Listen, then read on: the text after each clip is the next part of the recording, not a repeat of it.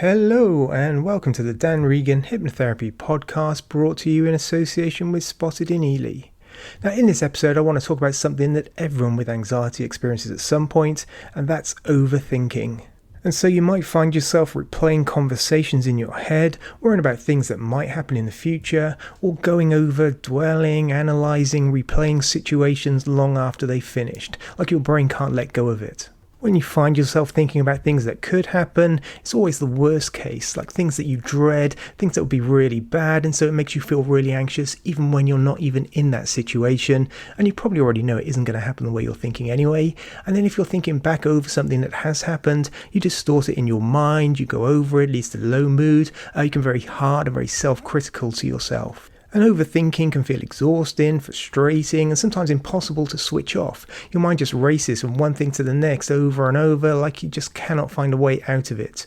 But the good news is that once you understand why it's happening, why all this anxious overthinking goes through your mind, it becomes much easier to respond to it in a calmer, more helpful way that enables you to think clearly, decide what you're thinking, what gets time, space, energy in your mind, and to get on with things feeling calmer and feeling better in yourself. Now, back when I used to struggle with anxiety and social anxiety, overthinking was certainly a main component of it. I would find myself, particularly around social situations where I thought I might be judged, in advance I'd run all sorts of conversations, scenarios of what might happen, all the what ifs, all the negative possibilities. I'd be filled with dread, tense, on edge. What if I say the wrong thing? What if I'm judged? What if it goes badly in some way? And all the consequences, they just get worse and worse that would come from that. Sometimes I would avoid situations just because it was so overwhelming of all the potential things that could go wrong. And then afterwards, if I did go to a situation, there's always the distortion, the honing in on particular bits, the kind of trying to interpret it in your mind. It's almost like your mind wants to find the negative, wants to find the bad stuff, and you hone in on it to the nth degree, forgetting about everything that might have been all right, think about what other people might think or what you did or how it was perceived, and it becomes very distorted in your mind, yet it just contributes to more of that anxiety and that cycle of dreading things, either avoiding them or going and feeling uncomfortable and then going over them again afterwards. Overthinking really can dominate your mind, and certainly, it's very easy for our minds to run off in all sorts of directions if we don't know how to control it and rein it in, and if we're not in that place where we have control over what we think, when we think, how we think. Now, if we want to think something, then you should think it, but if you don't want to think it, if your mind is kind of just driving you to anxious places that make you feel worse, then that is obviously really unhelpful. And certainly there is a place for future thinking. Obviously there is. We need to plan things. We need to think ahead. We need to think of contingencies. We need to contemplate things. We do it instinctively, just if we're making plans for something. Yet with the anxiety, there's like no solutions. We don't think logically, rationally. It's always focused on the worst case. That worst case in your own imagination leads to feeling anxious. That then leads to thinking about it even more, and that loop just reinforces. So it feels like it's just inevitable that something bad is going to happen if you go into that situation. But like I said, with anxiety, we don't get to solutions. The thinking just is repetitive, it's circular, it goes round and round and round. It's the same thoughts just again and again. It's exhausting. And as they go round and round, it's always along the same kind of thinking pattern, that what if? What if this thing happens? What if I go and say the wrong thing? What if something goes wrong? What if I can't cope? What if I can't deal with it? What if this other thing happens? Or what if this? What if that? It just drives your imagination, adds to feeling more tense, more anxious about that thing. And the whole time that cycle's getting reinforced, linking, feeling anxious, feeling dread, feeling worry with whatever the subject matter of your thinking is. But it's always the worst case, isn't it? And it goes round and round, and it's not because you're weak or because your mind's broken. In fact, your mind's doing exactly what it's designed to do because it's activating your threat detection system. Your mind has perceived this thing as a threat, and because it's a threat, you have to be ready to deal with it. And because your brain is going, this thing might be dangerous, this thing's going to lead to bad consequences, even though we know if we step back, it's just in our own mind, our own thinking, our own imagination. And so many anxiety clients in Ely tell me they know that kind of anxious overthinking, things that go through their mind, are unlikely to happen. They're just distorted in their mind, but that doesn't change it. They still go round and round and lead to feeling anxious, and your mind's there going, there's a threat coming, you need to analyse it, you need to find all the scenarios to keep you safe, to try and be able to deal with it. But because the thing isn't happening yet, because you're not in that situation, and because they are so distorted in your own imagination, there's almost nothing you can do about it. There's no way you're going to know what's going to happen, so you doubt whether you can deal with it, you worry if you're going to be able to cope, and all the what ifs, but keep in mind, if you think about it, your brain is trying to protect you. That overthinking is there for almost a useful purpose. It just doesn't feel very safe and useful at the moment because it just keeps the anxiety cycle going round and round. Thinking stuff, overthinking it, feeling anxious, overthinking even more, and round and round and round and round and round. And it can feel like that overthinking is impossible to stop sometimes, because when anxiety is present, your brain just becomes alert to potential threats, all those things that could go wrong, disaster scenarios, worst case, catastrophizing, and that means your mind just starts scanning for those problems. It analyzes those situations, it tries to predict the future. And incidentally, as humans, we are pretty rubbish at predicting the future accurately. I mean, I grew up in the 80s watching Tomorrow's World, and by now we should be in flying cars and have robots in every home. I don't know about you, that's not happening in my home. We are rubbish at humans, science tells us that, but yet our thoughts keep going round and round and it becomes difficult to switch them off. And because what might happen is uncertain, I mean, many things could happen, there are so many variables, possibilities, you can never get to a satisfying conclusion that it'll be this is going to happen and this is how I'll deal with it. And so you can go through many, many different scenarios, always the worst case, and your mind just keeps searching and searching about possibilities, worst case scenarios, how are you going to cope with that, what's going to mean, what's going to follow from that. It just gets worse and worse and worse down that rabbit hole, and the whole time you feel more and more anxious on edge. And it's like anxiety is always after that certainty that I know exactly what's going to happen, that it's going to be fine, I'm going to be able to deal with it, everything's going to be all right, and I'll come through the other side of it absolutely fine. But because there are so many possibilities, so many variables, there is no out. Your brain just keeps looping round and round and round. It stays in search mode, threat, but no solution, and none of that kind of confidence that whatever happens you'll deal with it or that it will be okay. The logical reasoning goes out of the window. And then what happens? The mind races and you give more and more focus to these thoughts. They're distressing, they're scary. You want to try and find that solution. You want that out. You want to know everything's going to be all right. The anxiety is going around in your body. The thoughts are running through your mind. And the more attention and time and space and belief and focus that you give to thoughts in your mind, which is true of positive or negative thoughts, the more important they appear to your mind. The emotion gets attached. Emotion means importance. The thoughts go round and you get this loop where your thinking leads to more thinking, which creates even more anxiety and even more thinking. And many people that I work with for anxiety here in Ely try to deal with their overthinking by trying to force themselves to stop thinking about the stuff. If I stop myself thinking, if I make myself not think it, I kind of hope it'll go away. Yet that doesn't happen because it's very difficult not to think about something, particularly when there's emotion attached to it like anxiety, because that's as important to your brain, and your brain will keep bringing it back to the top of the pending awareness place in your mind to kind of make you think about it, even when you don't want to. But even if you can kid yourself that you're not thinking about it, you know what you're not thinking about. So you're still inadvertently kind of thinking about it, aren't you? It's still there lurking. You're still going, I am deliberate. You're not thinking about this thing that makes me feel anxious.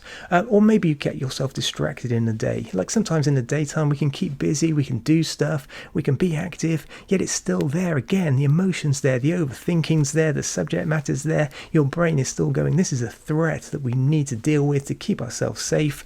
And so in the quiet moments, maybe there when you're trying to go to sleep, maybe in the middle of the night, it comes back to the front of your awareness and the whole mind racing overthinking happens again. Or some people try to argue with the thoughts, kind of battle in your mind.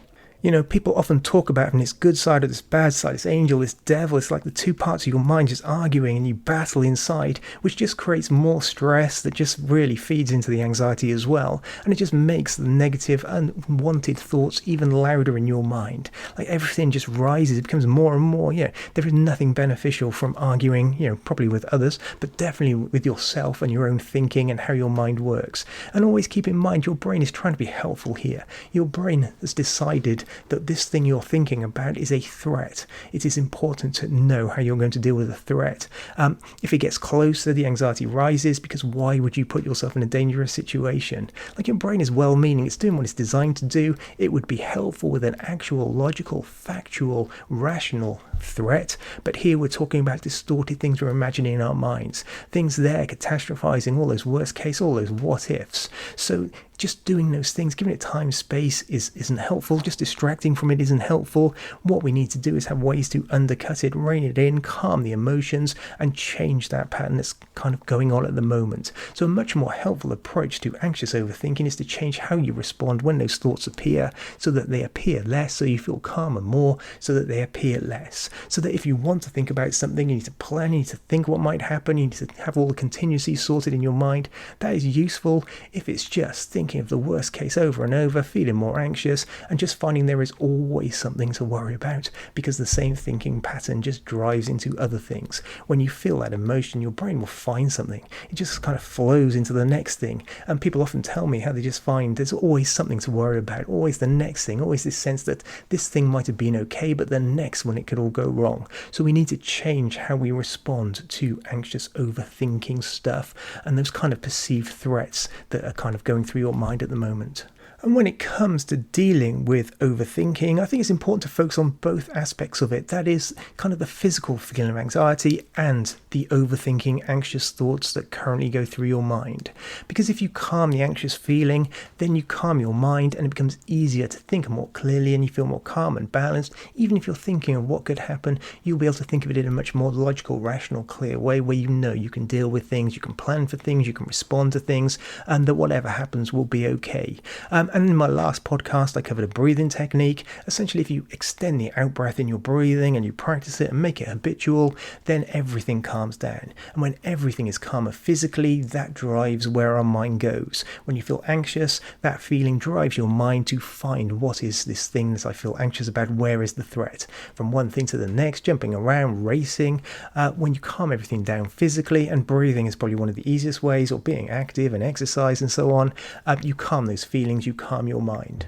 But of course, we also need to have ways to deal with the thoughts themselves. And one useful shift is just to recognise that not every thought needs to be solved. Not every thought needs to be engaged in. In fact, if you don't engage in a thought, it's just going to disperse and move on anyway. And to keep in mind that all thoughts are temporary and passing and harmless. Obviously, if you feel calmer, that is a lot easier. But just keep in mind, not every thought needs to be solved. So that when an anxious thought appears, it doesn't always mean something needs to be analysed or fixed. It doesn't mean that it has to have time and space and energy and focus in your mind. It's a thought, just a thought. And that thought is simply the mind reacting to stress or uncertainty. So instead of trying to eliminate the thought completely, you can just acknowledge it and gently bring your attention back to what you're doing here and now. All anxious thoughts live in what might happen, into future-related scenarios and thinking and thoughts. So bringing your focus back to the present moment where that stuff doesn't even exist and it's not happening, and you know logically may not turn out the way you were thinking anyway, because anxious thinking is so distorted. So you bring your attention back to the now. So for example, you might say to yourself, that's just my anxious mind trying to protect me. And then you bring your focus back to the present moment. Maybe you focus on your breathing, extending the out-breath. Maybe you notice your surroundings and what you can see and hear. Or maybe you're getting on with whatever task is there in front of you. And so you say to yourself, that's my anxious mind trying to protect me. Or that's an anxious thought, not a factual thought. And then return your focus to the present moment with what you're doing and what is actually going on in the here and now. And I've covered in articles on my website, there's the 5-4-3-2-1 technique, the 3-3-3 technique. There are many ways to direct your mind and bring it back and interrupt it and move it on and start to dictate and control what goes on inside of your mind. But over time, as you bring that focus down, you acknowledge the thought, you say what it is, it's an anxious thought, not a factual thought, and then you bring your focus back, and over time that teaches your brain that those thoughts don't require that urgent attention. They don't require all the emotional energy and anxiety because they are not important, they are just thoughts. And you have thousands of thoughts every day. Very simple ones like, I need to brush my teeth. No one comes to me for therapy in Ely and says, Dan, I've got this problem, I keep overthinking and feeling anxious about brushing my teeth. But we still think like that, so we know that you have the capability to think in different ways where you don't have the emotion and you either act on that thought or you don't, but it doesn't occupy all that time and space in your mind. So remind yourself it's an anxious thought. Your mind's trying to protect you. It's doing what it's designed to do, but you don't need protecting. So you can bring it back to the present moment, paying attention to your breathing, your surroundings, whatever's going on in front of you. There are many ways to do it. Like I say, there's the ones I've just mentioned. You can just add the words "and right now" and describe what is going on. You can just move it on into other areas. by giving your brain some sort of thinking task so that the unwanted thoughts, the overthinking, doesn't get any momentum. If you starve it of time and space and emotion and energy there inside of your mind, then it doesn't get going. So the anxiety doesn't get going, it doesn't get airspace, and that cycle of feeling anxious and overthinking and feeling anxious and overthinking and on doesn't get going. You nip it in the bud and just cut it off at that point. Because when your brain learns that these thoughts are not important, then they just appear less often. They're no longer threats. You diffuse them. Now, of course, there are other things you can do around that as well in terms of calming feelings, interrupting thoughts, priming your mind for how you want to do stuff. But always remind yourself, you don't have to engage in that thought. It's your anxious mind trying to protect you. It's an anxious thought, not a factual thought. Undercut it, move it on, bring it back to now, and start influencing what gets time, space, energy, and focus in your mind.